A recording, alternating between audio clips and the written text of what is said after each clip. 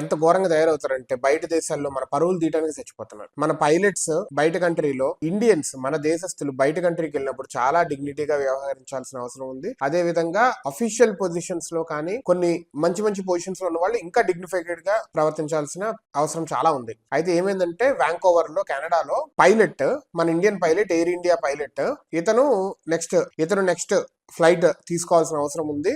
You know ఆ pilot కింద వెళ్లాల్సిన అవసరం ఉంది. అయితే ఇతను అక్కడ ఎయిర్పోర్ట్ లో ఒక లిక్కర్ షాప్ లో కనిపించాడంట. సరే కనిపించాడని చెప్పి ఎందుకైనా మంచిదని టెస్ట్ చేస్తే వాళ్ళు, ఇతను తాగున్నాడు. ఇది ఉంటది కదా, నోట్లో పెట్టి ఊతారు కదా, మందు తాగాడా లేదా అని చెప్పి.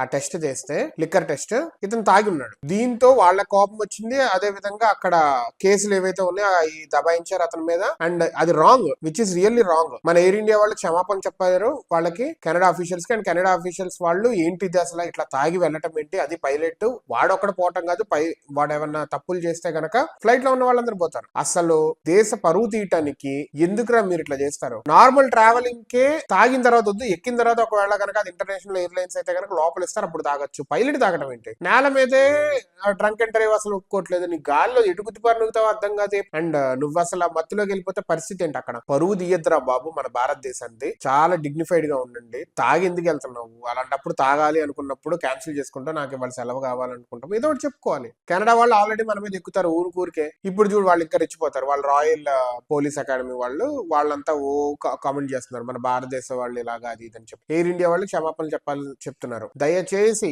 అసలు భారతదేశంలో ఉన్నప్పుడు చాలా డిగ్నిఫైడ్ గా ప్రవర్తించాలి. బయట దేశాలకు వెళ్ళినప్పుడు ఇంకా ఘోరంగా చేస్తున్నారు. మీరు సిగ్గుండాలి అసలు. సో ఎయిర్ ఇండియాతో ఇది అయింది. ఎయిర్ ఇండియా వాళ్ళు సారీ చెప్పారు. And also charges on that pilot is going to be taken from Air India as well as Canadian Air Force also.